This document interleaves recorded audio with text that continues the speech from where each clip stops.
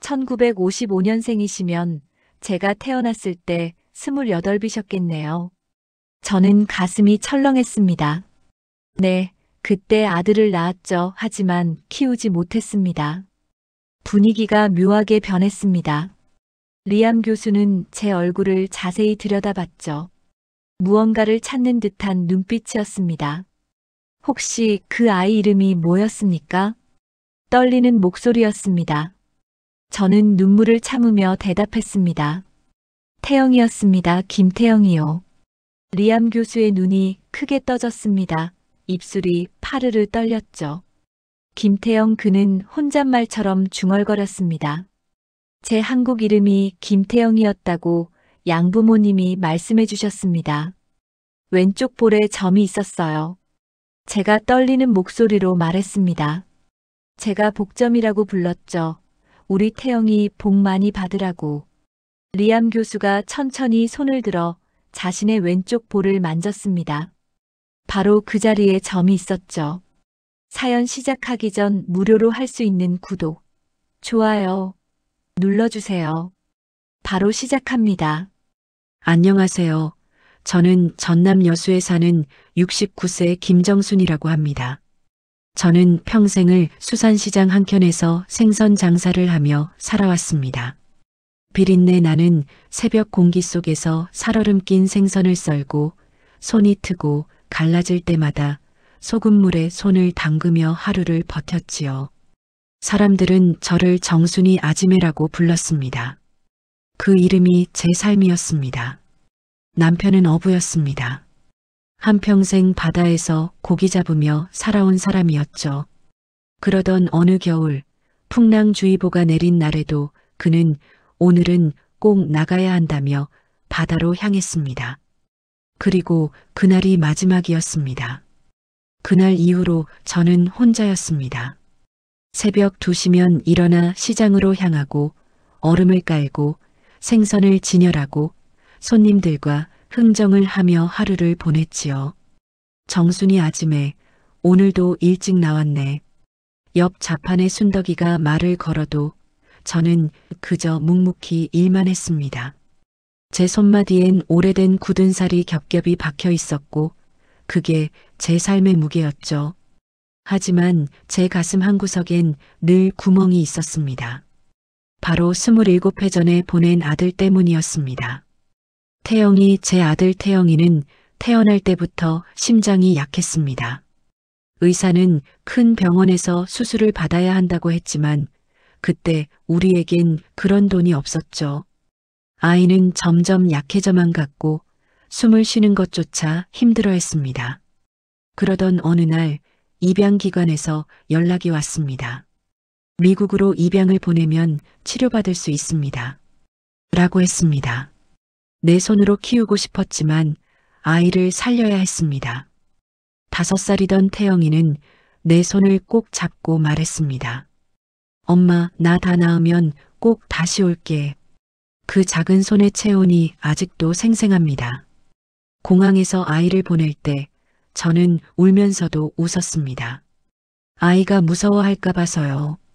태영아, 건강해져서 와. 엄마는 여기서 기다릴게. 아이는 고개를 끄덕였고 입양 부모님 손을 잡고 갔습니다. 뒤돌아보지 않았지요. 그게 마지막이었습니다. 매년 봄이면 저는 바다를 바라봅니다. 그리고 중얼거리죠. 태영아, 너는 지금 어디서 살고 있니? 건강하게 잘 지내고 있는 거지? 입양기관에선 처음 몇 년은 소식을 전해줬습니다. 수술이 성공했다고, 건강해졌다고, 학교도 잘 다닌다고요. 새 이름도 생겼다고 했습니다. 리암태라고 하지만 어느 순간부터 연락이 끊겼고 저는 그저 기다리는 것밖에 할 수 없었습니다. 시장 사람들은 제가 왜 혼자 사는지 몰랐습니다. 남편을 잃은 것만 알았지 아들을 보낸 건 아무도 몰랐죠. 그건 제 가슴 깊이 묻어둔 비밀이었습니다. 때론 꿈에서 태영이를 봤습니다. 건강한 모습으로 저를 부르는 모습을요. 엄마, 나왔어. 하지만 눈을 뜨면 늘 빈 방뿐이었습니다. 요즘 들어 몸이 예전 같지 않습니다. 가끔 가슴이 답답하고 숨이 차기도 했죠. 나이가 들어서 그런가 보다 생각했습니다. 그래도 일은 계속했습니다. 일을 하지 않으면 생각이 너무 많아져서요. 태영이 생각, 남편 생각, 그 모든 게 밀려와서 견딜 수가 없었습니다. 오늘도 새벽 시장을 마치고 집으로 돌아오는 길이었습니다. 골목을 돌아서는데 전봇대에 붙은 포스터 하나가 눈에 들어왔습니다. 병원 홍보 포스터였는데 거기엔 하얀 가운을 입은 젊은 의사 사진이 있었죠. 그런데 이상하게도 발걸음이 멈춰졌습니다. 그 얼굴이 어딘가 낯익었거든요. 그 포스터 앞에서 저는 한참을 서 있었습니다. 국제의료협력 프로그램 마이너스 미국 메이필드 병원 리암태 교수 초청 심장외과 강연이라고 적혀 있었죠. 심장외과라는 글자가 가슴을 찔렀습니다. 태영이가 앓던 병이 바로 심장병이었으니까요. 사진 속 의사는 30대 중반쯤 되어 보였습니다. 단정한 머리, 자신감 있는 표정, 그리고 왼쪽 볼 아래 작은 점. 제 심장이 쿵쿵 뛰기 시작했습니다. 태영이도 똑같은 자리에 점이 있었거든요. 어릴 때 제가 그 점을 만지면서 우리 태영이는 이 점이 복점이야라고 말하곤 했죠. 리암태 그 이름도 낯설지 않았습니다. 입양기관에서 알려준 태영이의 새 이름이 바로 그거였으니까요. 하지만 저는 고개를 저었습니다. 아니야, 말도 안 돼. 세상이 얼마나 넓은데 그런 우연이 있을 리가. 제 손은 떨렸고 생선 망태기가 바닥에 떨어졌습니다. 저는 포스터를 떼어들었습니다. 아무도 보는 사람이 없었지만 도둑질하는 것처럼 가슴이 두근거렸죠.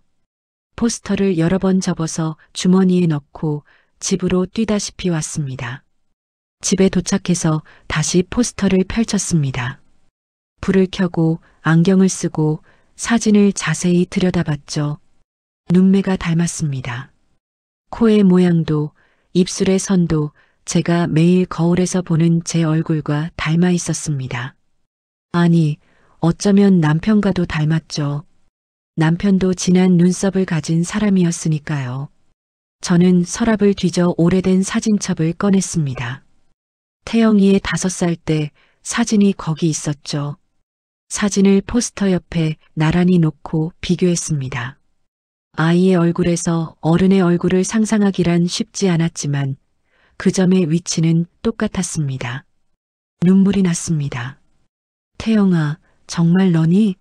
이렇게 훌륭한 의사가 되어서 돌아온 거니? 그날 밤 저는 한숨도 자지 못했습니다.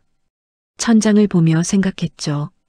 만약 정말 태영이라면 날 기억할까? 엄마를 원망하지는 않을까? 버림받았다고 생각하지는 않을까? 온갖 생각이 꼬리를 물었습니다. 새벽이 되어서야 겨우 눈을 붙였는데 꿈에서 어린 태영이가 나타났습니다. 엄마, 나 건강해졌어. 의사가 됐어. 꿈속의 태영이는 환하게 웃고 있었죠. 다음 날부터 저는 그 병원에 대해 알아보기 시작했습니다. 시장 사람들에게 물어보니 여수에서 제일 큰 종합병원이라고 했습니다. 리암태 교수는 일주일 동안만 한국에 머문다고 했죠. 강연도 하고 수술 시범도 보인다고요. 심장 수술의 권위자라고 다들 칭찬을 아끼지 않았습니다. 저는 용기를 내어 병원에 전화를 걸었습니다. 리암태 교수님 진료를 받고 싶은데요. 접수원은 교수님은 특별 초청으로 오셨기 때문에 일반 진료는 안 하십니다. 라고 했습니다. 실망스러웠지만 포기할 수 없었죠. 어떻게든 만나야 했습니다. 확인해야 했습니다. 정말 내 아들인지를요. 그런데 며칠 후 이상한 일이 생겼습니다. 새벽 시장에서 일을 하다가 갑자기 가슴이 조여왔습니다. 숨이 잘 안 쉬어지고 식은땀이 흘렀죠. 순덕이가 언니 얼굴이 새파래 하고 소리쳤습니다. 저는 괜찮다고 했지만 결국 쓰러지고 말았습니다. 구급차에 실려간 곳이 바로 그 병원이었습니다. 응급실에서 검사를 받았는데 의사가 심각한 표정으로 말했습니다. 관상동맥이 많이 막혀 있습니다. 빨리 수술을 해야 합니다. 저는 놀랐지만 한편으로는 이상한 생각이 들었죠. 혹시 이것도 운명인가 싶었습니다. 입원 수속을 밟는데 간호사가 말했습니다. 환자분은 운이 좋으시네요. 마침 리암태 교수님이 계시는 기간이라 교수님이 직접 수술을 집도하실 수 있습니다. 제 가슴이 또다시 뛰기 시작했습니다. 두려움과 기대가 뒤섞였죠. 정말 태영이를 만날 수 있다니. 병실에 누워서 천장을 보며 생각했습니다. 27년 만의 재회가 이런 식일 줄은 몰랐죠. 엄마는 환자로, 아들은 의사로 만나다니요. 운명이 참 잔인하면서도 신기했습니다. 창밖으로 보이는 하늘은 구름 한 점 없이 맑았습니다. 다음 날 아침 수술 전 면담이 있었습니다. 간호사가 교수님이 오십니다라고 말했을 때 제 심장이 멎는 것 같았습니다. 문이 열리고 하얀 가운을 입은 남자가 들어왔죠. 키가 크고 단정한 모습이었습니다. 리암태 교수는 차트를 보며 말했습니다. 김정순 환자분이시죠? 제가 수술을 맡게 된 리암태입니다. 깨끗한 한국어였지만 약간의 영어 억양이 섞여 있었습니다. 저는 떨리는 마음을 감추며 대답했죠. 네, 잘 부탁드립니다.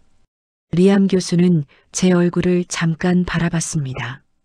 무언가 낯익은 듯한 표정이었지만 금세 전문적인 태도로 돌아왔죠.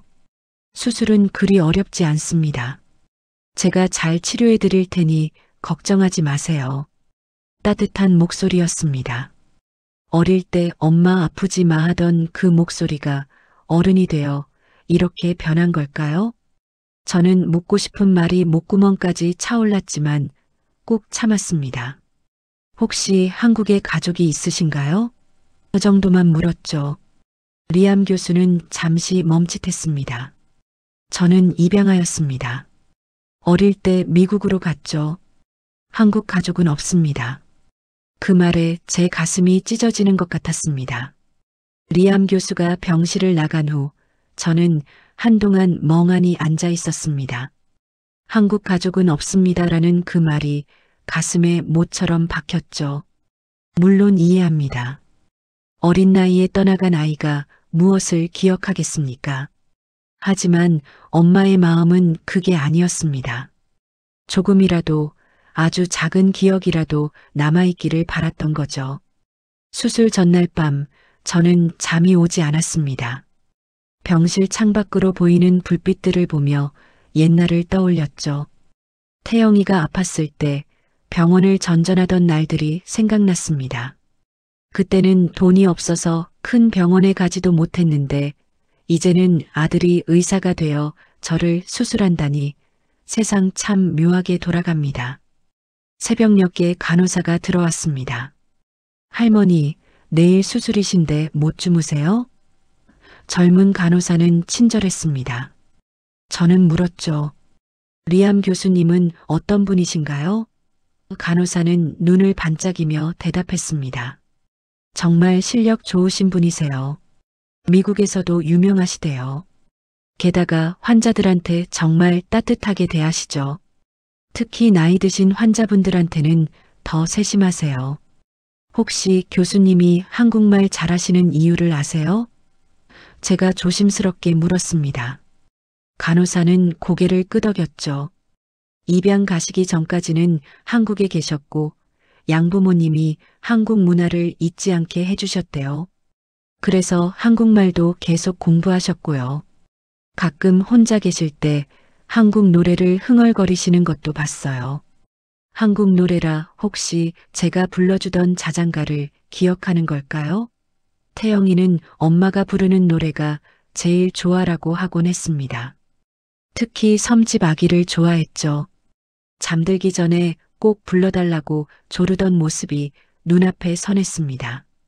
수술 당일 아침 수술실로 가는 길에 리암 교수를 다시 만났습니다. 수술복을 입은 모습이 참 든든해 보였죠. 긴장하지 마세요. 금방 끝날 겁니다. 리암 교수가 제 손을 잡았습니다. 그 순간 이상한 일이 일어났죠. 따뜻한 온기가 전해지면서 옛날 그 작은 손의 감촉이 떠올랐습니다. 리암 교수도 뭔가를 느꼈는지 잠깐 멈칫했습니다. 제 손을 보더니 손이 참 거칠으시네요. 고생 많이 하셨나 봅니다라고 말했죠. 저는 웃으며 대답했습니다. 평생 생선 장사를 했거든요. 여수 수산시장에서요. 여수요?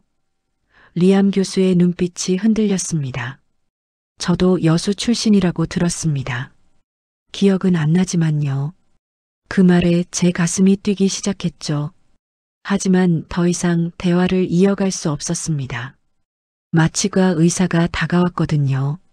마취가 시작되면서 의식이 흐려졌습니다. 희미한 의식 속에서 누군가의 목소리가 들렸죠. 이 환자분, 제가 꼭 살려드리겠습니다. 꼭이요. 리암 교수의 목소리였습니다. 왜인지 모르게 안심이 되었습니다. 마치 태영이가 엄마 걱정하지 말라고 말하는 것 같았거든요. 수술은 성공적이었습니다. 제가 눈을 떴을 때 햇살이 병실 가득 들어와 있었죠. 옆에는 리암 교수가 앉아 있었습니다. 깨어나셨네요. 수술은 잘 끝났습니다. 안도의 표정이 역력했습니다. 저는 목이 메어 겨우 말했죠. 고맙습니다. 회복실에서 병실로 옮겨진 후 리암 교수는 자주 들렀습니다. 다른 환자들보다 유독 저한테 신경을 쓰는 것 같았죠. 간호사들도 수군거렸습니다. 교수님이 저렇게 한 환자한테 신경 쓰시는 건 처음 봐요. 어느 날 오후 리암 교수가 회진을 왔을 때였습니다. 제 차트를 보다가 갑자기 굳어졌죠. 환자분 생년월일이 1955년 3월 15일이시네요. 네, 맞습니다. 리암 교수의 얼굴이 창백해졌습니다. 그리고 출생지가 여수시 충무동. 리암 교수는 뭔가 계산하는 듯 했습니다. 1955년생이시면 제가 태어났을 때 28이셨겠네요. 저는 가슴이 철렁했습니다. 네, 그때 아들을 낳았죠. 하지만 키우지 못했습니다. 분위기가 묘하게 변했습니다. 리암 교수는 제 얼굴을 자세히 들여다봤죠. 무언가를 찾는 듯한 눈빛이었습니다. 혹시 그 아이 이름이 뭐였습니까? 떨리는 목소리였습니다. 저는 눈물을 참으며 대답했습니다. 태영이었습니다. 김태영이요. 리암 교수의 눈이 크게 떠졌습니다. 입술이 파르르 떨렸죠. 김태영, 그는 혼잣말처럼 중얼거렸습니다. 제 한국 이름이 김태영이었다고 양부모님이 말씀해 주셨습니다. 왼쪽 볼에 점이 있었어요. 제가 떨리는 목소리로 말했습니다. 제가 복점이라고 불렀죠. 우리 태영이 복 많이 받으라고 리암 교수가 천천히 손을 들어 자신의 왼쪽 볼을 만졌습니다. 바로 그 자리에 점이 있었죠. 병실에 정적이 흘렀습니다. 우리는 서로를 바라보기만 했죠. 말하지 않아도 알 수 있었습니다. 27년 만에 재회라는 것을요. 하지만 누구도 먼저 말을 꺼내지 못했습니다. 너무나 큰 감정이 밀려와서 무슨 말부터 해야 할지 모르겠더군요. 리암 교수가 먼저 입을 열었습니다. 심장병이 있어서 입양을 보냈다고 양어머니가 말씀하셨어요. 한국에서는 치료가 어려워서 살리려고 보냈다고요. 제 눈에서 눈물이 흘렀습니다. 맞아, 태영아. 살리고 싶어서였어. 그게 유일한 방법이었단다. 리암 교수도 눈시울이 붉어졌습니다. 하지만 쉽게 다가오지는 못했죠. 27년의 세월이 그 사이를 가로막고 있었으니까요. 왜 연락을 끊으셨습니까? 조심스러운 질문이었습니다. 원망이 아니라 궁금증이 담긴 목소리였죠. 저는 고개를 저었습니다. 끄는 게 아니야. 입양기관에서 연락이 안 왔어. 처음 몇 년은 소식을 전해줬는데 어느 순간부터 나도 찾으려고 했지만 개인 정보라며 알려주지 않더구나. 목이 메었습니다. 리암 교수가 고개를 숙였습니다. 저도 찾았습니다. 성인이 되고 나서 한국에 왔었어요. 하지만 기록이 부실해서 그저 여수 출신이라는 것만 알았죠. 어머니 성함도 김정순이라는 것까지는 알았지만 한국에 김정순이 얼마나 많은지 우리는 또다시 침묵에 빠졌습니다. 서로 찾았지만 찾을 수 없었던 세월이 안타까웠죠. 리암 교수가 천천히 제 손을 잡았습니다. 이제라도 만나서 이제라도 어머니를 만났고 또 제 손으로 어머니를 살릴 수 있어서 다행입니다. 따뜻한 손이었습니다. 어릴 때 그 작은 손이 이렇게 크고 든든해졌구나 싶었죠. 태영아, 원망하지 않니? 엄마가 널 버렸다고 생각하지 않았니? 제가 울먹이며 물었습니다. 리암 교수는 고개를 저었죠. 처음엔 그랬습니다. 하지만 의대생이 되고 심장 수술을 배우면서 알았어요. 그때 한국에서는 제 병을 고칠 수 없었다는 걸요. 어머니의 선택이 저를 살렸습니다. 리암 교수는 그날 밤 병원 의국에 혼자 남아 있었습니다. 남편이 대답하는 것 같았습니다. 책상 위엔 오래된 사진 한 장이 놓여 있었죠. 양부모님이 건네준 5살 때의 자신의 모습이었습니다. 사진 뒷면엔 한글로 김태영이라고 적혀 있었고요. 그동안 이 이름은 그저 과거의 흔적일 뿐이었는데 이제는 살아있는 현실이 되어버렸습니다. 리암 교수는 핸드폰을 들었다가 내려놓기를 반복했습니다. 미국에 계신 양어머니께 전화를 해야 할지 고민이었죠. 양어머니는 항상 말씀하셨습니다. 내 친엄마를 찾게 되면 꼭 만나보렴. 그분도 널 보고 싶어 할 거야. 하지만 막상 이런 상황이 오니 혼란스러웠습니다. 병실에서 저도 잠을 이루지 못했습니다. 수술 부위가 아픈 건지 마음이 아픈 건지 구분이 안 갔죠. 태영이를 찾았다는 기쁨과 그동안 함께하지 못한 세월에 대한 아쉬움이 동시에 밀려왔습니다. 창밖을 보니 별이 유난히 밝았습니다. 태영이를 보낸 날 밤에도 저렇게 별이 많았던 것 같았죠. 다음 날 아침 리암 교수가 회진을 왔습니다. 어제와는 달리 어색한 기운이 흘렀죠. 상태는 어떠십니까?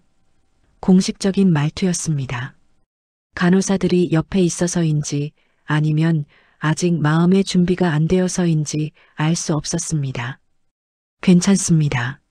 저도 짧게 대답했죠. 회진이 끝나고 리암 교수가 돌아서는데 제가 용기를 냈습니다.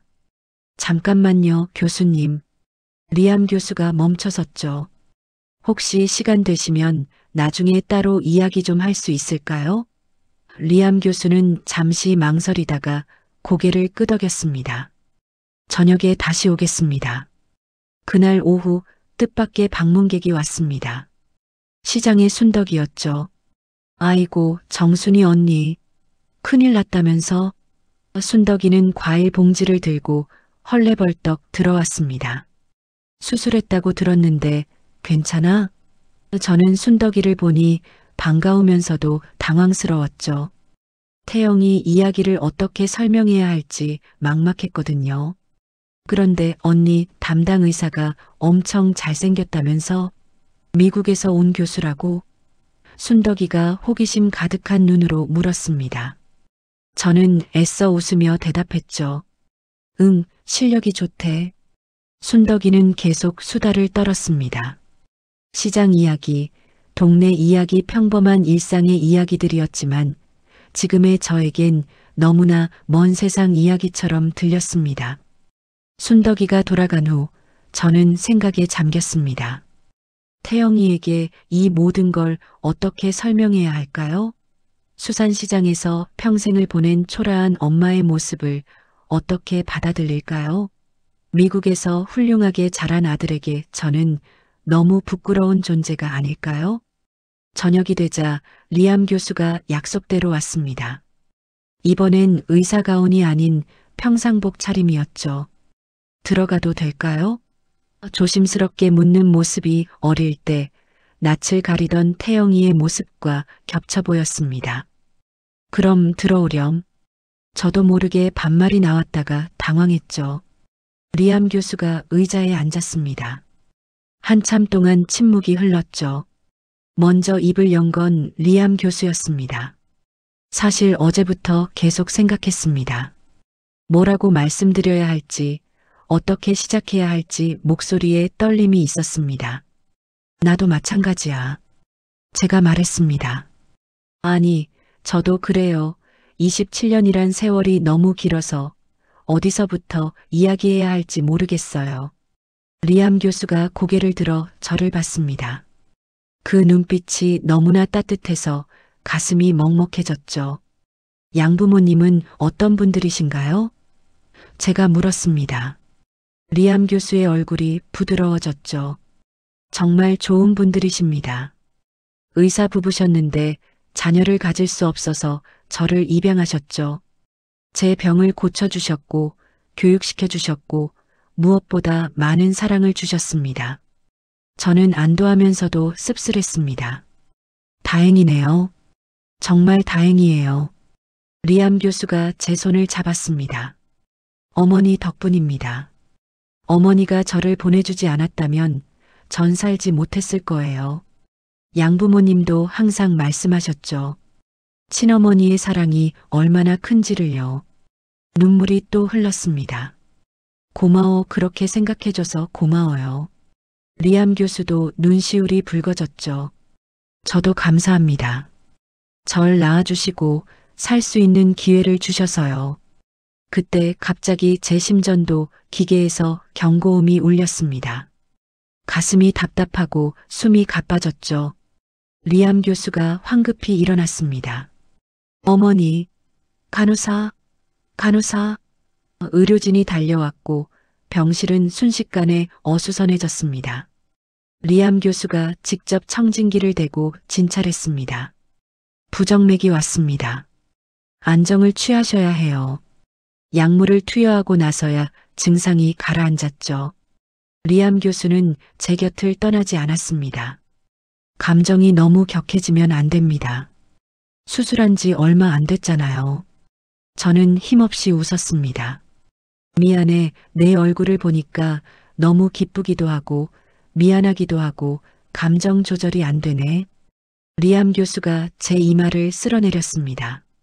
그 손길이 너무나 익숙했죠. 어릴 때 열이 나면 제가 그렇게 쓸어주곤 했거든요. 제가 여기 있는 동안 매일 올게요. 리암 교수가 말했습니다. 아직 일주일 더 있을 거예요. 그동안 못다한 이야기 천천히 나누면 됩니다. 저는 고개를 끄덕였죠. 일주일이라 27년을 일주일 안에 다 담을 수 있을까요? 밤이 깊어가는데도 리암 교수는 자리를 뜨지 않았습니다. 어머니, 혹시 아버지는? 조심스러운 질문이었죠. 저는 창밖을 바라봤습니다. 10년 전에 바다에서 폭풍을 만났어요. 어부였거든요. 리암 교수가 숨을 들이쉬었습니다. 죄송합니다. 몰랐어요. 아니야, 내 아버지는 좋은 사람이었어. 너를 정말 사랑했지. 너를 보낼 때도 끝까지 반대했었는데 결국은 너를 위해서 동의해줬단다. 남편 이야기를 하니 또 눈물이 났습니다. 리암 교수도 고개를 숙였죠. 만나보지도 못한 아버지에 대한 그리움이 느껴졌습니다. 그날 밤은 유난히 길었습니다. 리암 교수가 돌아간 후에도 저는 잠들 수 없었죠. 일주일 후면 리암 교수는 다시 미국으로 돌아갈 거고 우리는 또 헤어지게 되는 걸까요? 이제 겨우 만났는데 또다시 이별을 해야 한다니 마음이 무거웠습니다. 새벽 4시쯤이었을 겁니다. 갑자기 가슴이 조여오기 시작했죠. 처음엔 답답한 정도였는데 점점 숨쉬기가 힘들어졌습니다. 호출 버튼을 누르려 했지만 손에 힘이 들어가지 않았죠. 의식이 점점 흐려졌습니다. 안 돼. 이제 막 태영이를 만났는데. 다음 순간 정신을 차렸을 때는 중환자실이었습니다. 여러 기계들이 제 몸에 연결되어 있었고 제 옆엔 리암 교수가 초췌한 얼굴로 제 손을 꼭 잡고 있었죠. 어머니, 정신이 드세요? 저는 겨우 고개를 끄덕였습니다. 무슨 일이? 심장이 잠시 멈췄었습니다. 다행히 빨리 발견해서 소생시켰지만 정말 위험한 순간이었어요. 리암 교수의 눈가가 붉어 있었습니다. 나중에 간호사에게 들으니 리암 교수가 새벽에 이상한 예감이 들어서 병원에 왔다고 했습니다. 마침 제가 위급한 상황이었고 리암 교수가 직접 심폐소생술을 했다고요. 교수님이 미친 듯이 뛰어오셔서 직접 심장 마사지를 하셨어요. 눈물을 흘리면서요. 리암 교수는 그 후로 병원을 떠나지 않았습니다. 의국에서 쪽잠을 자가며 수시로 제 상태를 확인했죠. 사흘째 되는 날 제가 일반 병실로 옮겨졌을 때도 여전히 곁을 지키고 있었습니다. 그때 병실 문이 열리고 낯선 여자분이 들어왔습니다. 60대 정도로 보이는 서양 여성이었죠. 리암 교수가 깜짝 놀라 일어났습니다. 엄마, 어떻게 여기까지? 리암 교수의 양어머니 캐서린이었습니다. 놀랍게도 캐서린은 한국어로 인사했습니다. 안녕하세요. 저는 리암의 엄마 캐서린입니다. 리암한테 연락받고 바로 왔어요. 꼭 만나 뵙고 싶었거든요. 어눌하지만 정성스러운 한국어였죠. 캐서린은 제 손을 잡았습니다. 리암을 낳아주시고 저희에게 보내주셔서 감사해요. 덕분에 저도 엄마가 될 수 있었습니다. 캐서린은 가방에서 낡은 앨범을 꺼내 리암 교수의 성장 사진들을 보여줬습니다. 제가 보지 못했던 27년의 세월이 거기 있었죠. 리암은 항상 한국을 그리워했어요. 한국 음식을 좋아하고 한국어를 배우고 싶어 했죠. 캐서린이 제게 물었습니다. 혹시 리암이 어렸을 때 좋아하던 노래가 있었나요? 섬집 아기를 좋아했어요. 자장가로 매일 불러줬거든요. 캐서린이 놀란 표정을 지었습니다. 세상에, 리암이 가끔 흥얼거리던 멜로디가 그거였군요. 가사는 기억 못해도 곡조는 기억하고 있었나 봐요. 리암 교수의 눈시울이 붉어졌습니다. 정말요? 제가 그 노래를 기억하고 있었다고요? 저는 떨리는 목소리로 노래를 부르기 시작했죠. 엄마가 섬그늘에 굴 따러 가면 리암 교수가 눈을 감고 들었습니다. 눈물이 볼을 타고 흘러내렸죠. 캐서린이 작은 선물을 건넸습니다. 리암이 처음 엄마라고 말했을 때 녹음한 거예요. 한국어로 했거든요. 작은 녹음기에서 어린 리암 교수의 목소리가 흘러나왔습니다. 엄마 27년 전에 듣고 싶었던 그 목소리였죠. 어머니도 미국에 오세요. 리암 교수가 말했습니다. 제가 사는 곳도 보여드리고 싶어요. 저는 손을 저었죠. 나 같은 사람이 미국을 어떻게... 어머니는 제 어머니예요. 당연히 저와 함께 하셔야죠. 밤이 되자 리암 교수와 단둘이 남았습니다. 어머니, 궁금한 게 있어요. 왜 재혼을 안 하셨어요? 저는 쓸쓸하게 웃었죠. 너를 기다렸어. 언젠가는 돌아올 거라고 믿었거든. 다른 사람과 살면 내가 왔을 때 서운할까 봐. 리암 교수가 제 손을 꼭 잡았습니다. 이제는 자주 올게요. 한국에 의료 봉사도 오고 어머니도 뵙고요. 저는 고개를 끄덕였습니다. 그래, 이제 우리에게도 시간이 생겼구나. 창밖으로 별이 빛나고 있었습니다. 27년 만에 찾은 가족, 그리고 새롭게 만난 또 다른 가족. 병실엔 따뜻한 온기가 가득했죠. 캐서린이 남긴 녹음기에서 계속 어린 태영이의 목소리가 흘러나왔습니다. 엄마 그 목소리를 들으며 저는 생각했습니다. 기다림은 헛되지 않았다고. 하지만 불안감도 있었습니다. 리암 교수가 미국으로 돌아간 후에도 이 관계가 계속될까? 27년의 공백을 메울 수 있을까? 그래도 일단은 감사했습니다.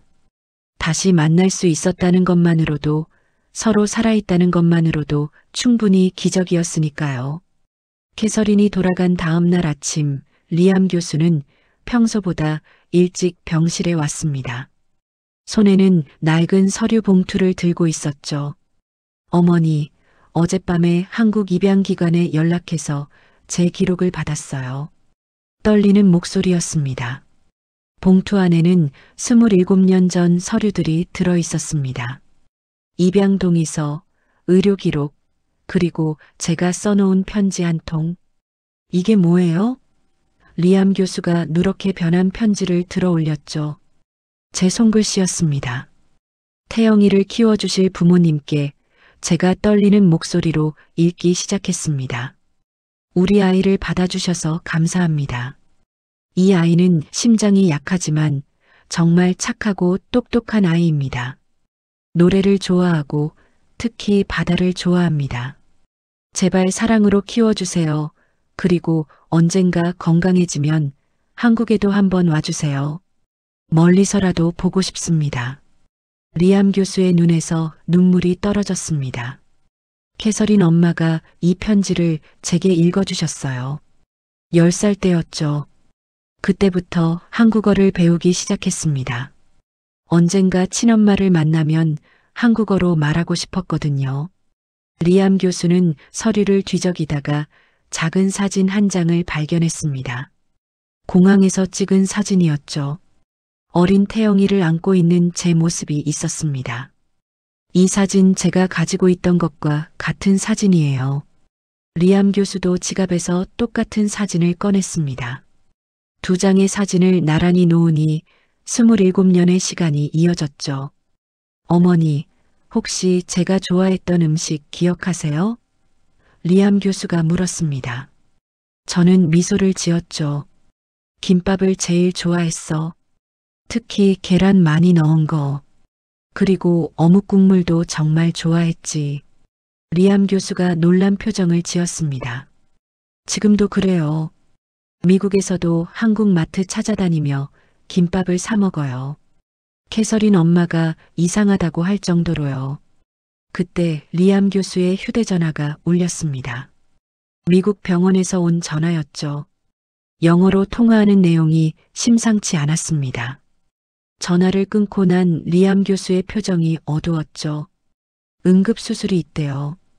원래 이틀 뒤에 가기로 했는데 내일 당장 가야 할 것 같습니다. 제 가슴이 철렁 내려앉았습니다. 벌써? 리암 교수도 괴로운 표정이었죠. 어머니가 아직 완전히 회복도 안 되셨는데 정말 죄송해요. 저는 애써 웃으며 말했습니다. 아니야, 환자가 먼저지. 의사라면 당연히 가야지. 하지만 마음은 그게 아니었습니다. 이제 겨우 닷새를 함께 했는데 또 헤어져야 한다니. 그래도 예전과는 달랐죠. 이제는 연락처도 있고 서로의 존재를 알고 있으니까요. 자주 올게요. 정말로요. 리암 교수가 제 손을 잡았습니다. 그날 오후 리암 교수는 저를 휠체어에 태우고 병원 정원으로 나갔습니다.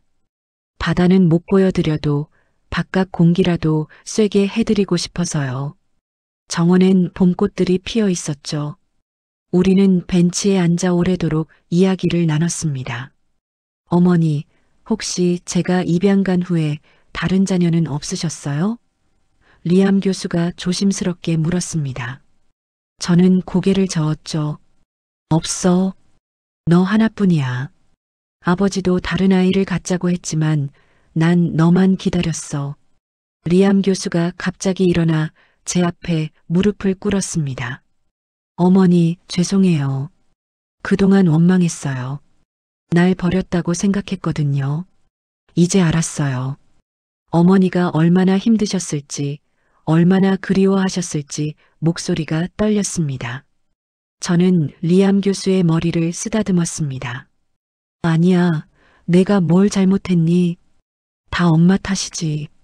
더 일찍 찾았어야 했는데, 더 노력했어야 했는데, 우리는 정원에서 한참을 울었습니다. 지나가는 사람들이 이상하게 쳐다봤지만 상관없었죠. 저녁이 되자 순덕이가 또 병문안을 왔습니다. 이번엔 수산시장 사람들이 보낸 선물도 가져왔죠. 언니, 이 잘생긴 선생님이 누구야? 순덕이가 리암 교수를 보며 물었습니다. 저는 잠시 망설이다가 말했죠. 내 아들이야. 순덕이는 깜짝 놀랐습니다. 아들, 언니한테 아들이 있었어? 저는 고개를 끄덕였습니다. 어릴 때 입양 보낸 아들이야. 이제 의사가 되어서 날 수술해줬어. 순덕이는 입을 다물지 못했죠. 세상에 이런 일이. 리암 교수가 순덕이에게 정중히 인사했습니다. 안녕하세요. 어머니를 돌봐주셔서 감사합니다. 유창한 한국어에 순덕이는 더욱 놀랐죠. 어머, 한국말을 이렇게 잘하네. 그날 밤, 마지막 밤이었습니다. 리암 교수는 병실 소파에서 새우잠을 자며 제 곁을 지켰죠. 새벽에 잠이 깬 저는 리암 교수를 물끄러미 바라봤습니다. 자는 모습이 어릴 때와 똑같았어요. 오른쪽으로 몸을 웅크리고 자는 버릇까지도요. 태영아. 저는 조용히 불렀습니다. 리암 교수가 눈을 떴죠. 엄마가 미안해. 정말 미안해. 리암 교수가 제 손을 잡았습니다. 어머니, 이제 그만하세요. 저는 정말 괜찮아요. 오히려 감사해요. 살 수 있게 해주셔서요. 아침이 밝았습니다. 리암 교수는 떠날 준비를 했죠. 캐서린도 공항에서 만나기로 했다고 했습니다. 2달 후에 다시 올게요. 학회가 있어서 일본에 오는데 한국에도 들를게요. 리암 교수가 약속했습니다. 병실을 나서기 전 리암 교수는 저를 꼭 안았습니다. 사랑해요, 엄마. 한국어로 한 그 말에 저는 또 눈물이 났죠. 나도 사랑해, 내 아들아. 27년 만에 하는 인사였습니다. 리암 교수가 떠난 후 병실은 텅 비어 보였습니다. 하지만 마음은 가득 차 있었죠. 아들을 찾았다는 것, 아들이 훌륭하게 자랐다는 것, 그리고 이제 다시 만날 수 있다는 것. 그것만으로도 충분했습니다. 창밖으로 비행기 한 대가 지나갔습니다. 저는 손을 흔들었죠. 마치 27년 전 그날처럼. 2달이 지났습니다. 저는 퇴원해서 다시 수산시장으로 돌아갔죠. 하지만 예전과는 달랐습니다. 새벽에 일어나 생선을 다듬으면서도 리암 교수가 보낸 사진을 보며 웃곤 했습니다. 미국 병원에서 수술하는 모습, 캐서린과 저녁을 먹는 모습, 그리고 제 사진을 진료실 책상에 놓아둔 모습까지. 정순이 아짐에 요즘 얼굴이 환해졌네. 순덕이가 말했습니다. 맞았습니다. 아들을 찾은 후로 세상이 달라 보였죠. 매일 아침 리암 교수와 영상통화를 했습니다. 서툰 스마트폰 사용법도 배웠죠. 엄마, 오늘은 뭐 드셨어요? 약은 잘 챙겨 드시고요. 화면 너머로 아들의 얼굴을 보는 것만으로도 행복했습니다. 그러던 어느 날 리암 교수에게서 전화가 왔습니다. 엄마, 내일 한국 도착해요. 학회가 끝나는 대로 여수로 갈게요. 가슴이 뛰었습니다. 2달 만에 재회였죠. 저는 집을 대청소하고 김밥도 만들고 리암 교수가 좋아한다던 어묵도 준비했습니다. 다음 날 저녁 리암 교수가 집에 도착했습니다. 엄마, 현관문을 열자마자 저를 꼭 안았죠. 2달 사이에 더 야위어 보였습니다. 많이 바빴구나? 네, 수술이 많았어요. 그래도 엄마 생각하면서 버텼어요. 저는 리암 교수를 제 낡은 집으로 안내했습니다. 초라해서 미안해. 리암 교수는 고개를 저었죠. 아니에요. 제가 살던 집이잖아요. 기억은 안 나지만 왠지 익숙한 느낌이 들어요. 리암 교수는 집안을 둘러봤습니다. 그리고 작은 방 하나에서 멈췄죠. 이 방은 내 방이었어. 제가 문을 열었습니다. 작은 침대, 장난감 몇 개, 그리고 벽에 걸린 사진들. 5살까지의 태영이 모습이 그대로 있었죠. 이걸 다 보관하고 계셨어요? 리암 교수의 목소리가 떨렸습니다. 너 올 때까지 그대로 두고 싶었어. 혹시 기억날까 싶어서. 리암 교수는 작은 곰 인형을 집어들었습니다. 이거 왠지 낯익어요. 내가 제일 좋아하던 곰돌이야. 곰곰이라고 불렀지. 리암 교수는 침대에 앉아 천천히 방을 둘러봤습니다. 그때 갑자기 눈을 크게 떴죠. 엄마, 저기 천장에 그려진 별들 제가 그린 건가요? 저는 고개를 끄덕였습니다. 응, 내가 아프면서도 별을 그리고 싶다고 해서 같이 그렸지. 무언가가 리암 교수의 기억을 건드린 듯 했습니다. 바다 소리가 들렸던 것 같아요. 그리고 엄마가 노래를 불러주고 기억의 조각들이 하나씩 맞춰지고 있었죠. 맞아. 우리 집이 바닷가 근처라 파도 소리가 늘 들렸어. 저는 낡은 앨범을 꺼냈습니다. 이것도 보여주고 싶었어. 첫 돌, 두 돌, 세 돌 태영이의 성장 과정이 담겨 있었죠. 리암 교수는 사진을 한 장 한 장 넘기며 눈물을 흘렸습니다. 제가 정말 행복해 보이네요. 그랬어. 아프면서도 늘 웃는 아이였지. 그때 리암 교수가 가방에서 봉투를 꺼냈습니다.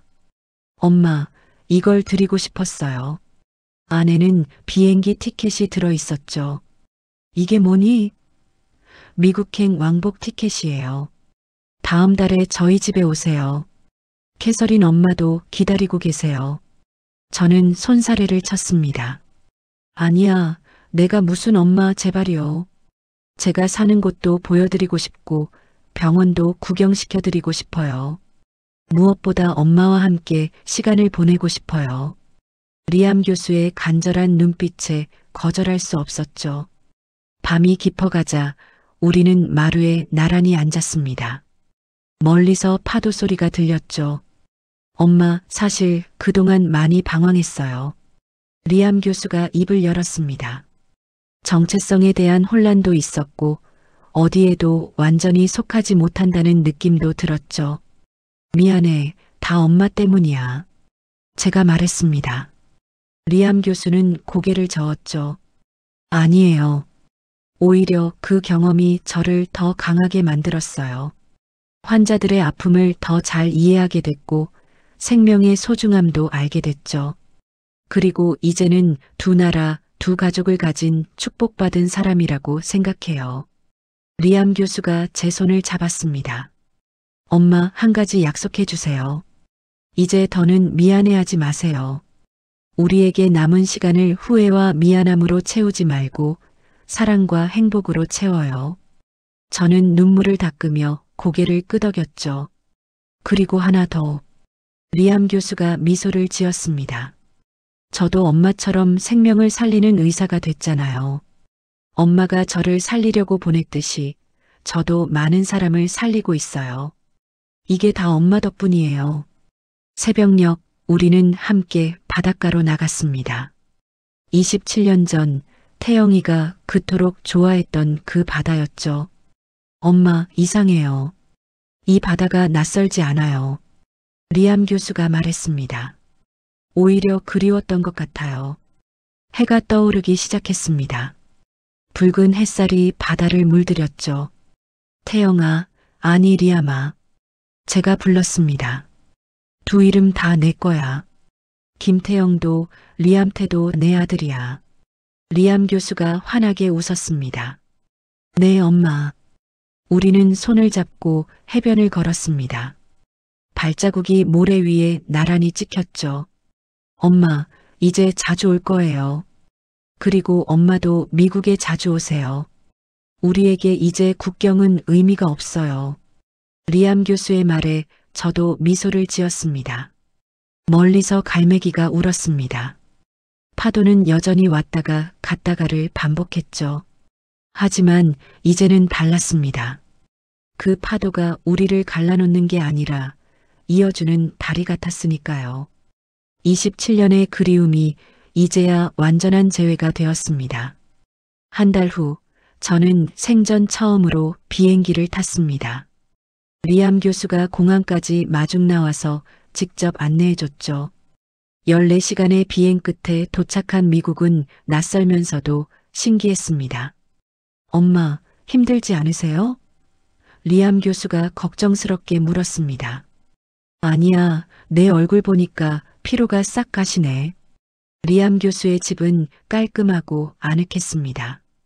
거실 한쪽 벽엔 제 사진이 크게 걸려 있었죠. 집에 오면 항상 엄마 사진을 봤어요.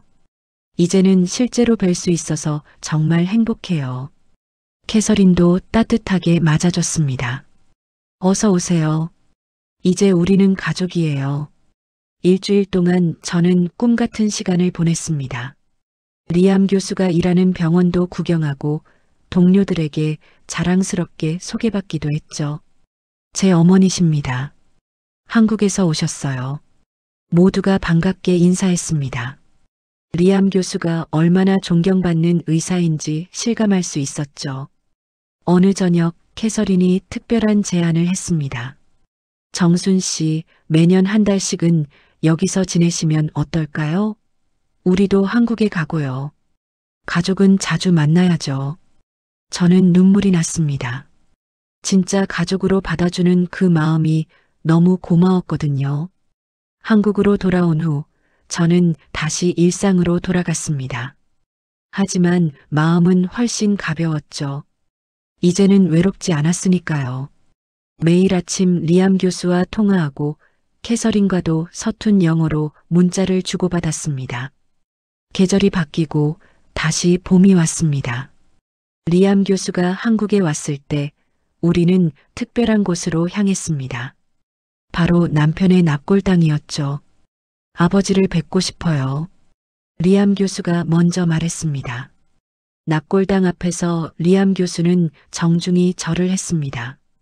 아버지, 저 태영이에요. 이제야 인사드리게 됐습니다. 그동안 어머니 혼자 두셔서 죄송해요. 이제는 제가 잘 모실게요. 남편의 영정사진이 미소 짓는 것 같았습니다. 우리는 그 길로 여수 앞바다로 갔습니다. 남편이 마지막으로 출항했던 그 포구였죠. 리암 교수는 품에서 노란 국화 한 다발을 꺼냈습니다. 아버지가 좋아하셨다고 들었어요. 제가 언젠가 이야기해 준 걸 기억하고 있었던 겁니다. 아버지, 이제 걱정 마세요. 리암 교수가 꽃을 바다에 띄우며 말했습니다. 엄마는 이제 혼자가 아니에요. 제가 있고 캐서린 엄마도 있어요. 그리고 엄마는 건강해지셨어요. 꽃잎들이 파도를 타고 멀어져 갔습니다. 저는 하늘을 올려다봤습니다.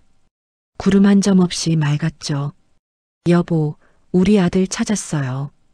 이렇게 훌륭하게 자랐어요. 마음속으로 남편에게 말했습니다.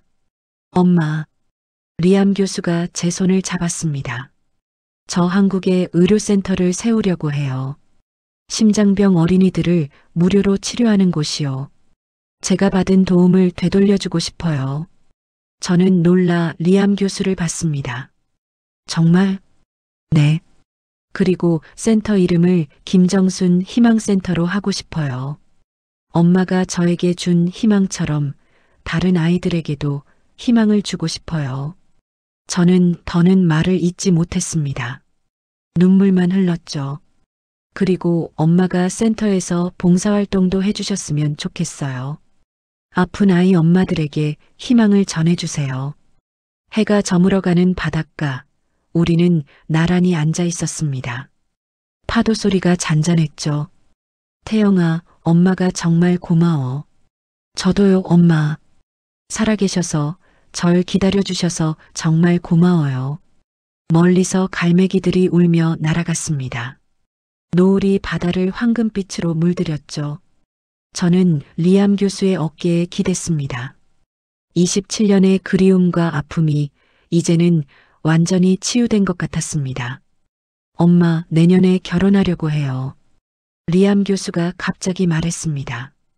병원 동료인데 한국을 정말 좋아하는 사람이에요. 엄마께 먼저 말씀드리고 싶었어요. 저는 깜짝 놀라면서도 기뻤죠. 정말? 어머, 이제 할머니가 되는 거야? 리암 교수가 웃었습니다. 네, 그리고 아이가 생기면 한국 이름도 지어줄 거예요. 엄마가 지어주시면 더 좋고요. 우리는 함께 웃었습니다. 미래가 이렇게 희망적일 수 있다니. 시장으로 돌아가는 길, 순덕이가 반갑게 맞았습니다. 정순이 언니, 아들이랑 또 왔네? 이제는 온 동네가 다 알았죠. 제 아들이 미국에서 온 의사라는 걸. 우리 태영이가 저녁 사준대. 저는 자랑스럽게 말했습니다. 그날 밤 우리는 작은 횟집에서 회를 먹었습니다. 리암 교수는 여전히 젓가락질이 서툴렀지만 열심히 먹었죠. 엄마가 파는 생선이 더 신선한데. 그 말에 우리는 또 웃었습니다. 집으로 돌아와 마루에 앉아 별을 봤습니다. 엄마, 행복하세요? 리암 교수가 물었습니다. 저는 망설임 없이 대답했죠. 응, 정말 행복해. 내가 있어서, 내가 건강해서, 우리가 다시 만나서. 리암 교수가 제 손을 꼭 잡았습니다. 엄마 사랑해요. 그리고 앞으로도 쭉 함께해요. 그래, 내 아들아. 이제 우리 떨어지지 말자. 봄바람이 불어왔습니다. 따뜻하고 부드러운 바람이었죠. 마치 모든 것을 축복하는 것 같았습니다. 집 앞 벚꽃나무에서 꽃잎이 흩날렸습니다. 새로운 시작을 알리는 것처럼 저는 지난 세월을 돌아봤습니다. 아픔도 있었고 그리움도 있었지만 결국 사랑이 모든 걸 이겨냈습니다. 27년 전 떠나보낸 5살 아들이 이제는 저를 살리는 의사가 되어 돌아왔으니까요. 하늘을 보니 별이 유난히 밝았습니다. 그중 가장 밝은 별을 보며 생각했죠. 여보, 우리 아들 정말 잘 컸죠? 당신도 자랑스러울 거예요. 바람에 실려온 파도 소리가 대답처럼 들렸습니다. 그렇게 우리의 이야기는 새롭게 시작되었습니다. 끝이 아닌 진짜 시작으로. 오늘 이야기 어떠셨나요? 저는 아들이 둘 있습니다. 둘 다 군에 보내놓고 눈물을 흘리며 들었습니다. 삶은 달라도 떨어져 지낸 시간의 차이가 달라도 그리움의 차이 모성의 힘은 참으로 놀랍다는 생각을 또 하게 됩니다. 모두가 행복한 남은 인생을 응원합니다. 우리 함께 행복하길 기도합니다. 존재하는 모든 신에게 빌어봅니다. 많은 사람들이 바른 세상에서 아름다운 인생을 살아갈 수 있기를 말입니다.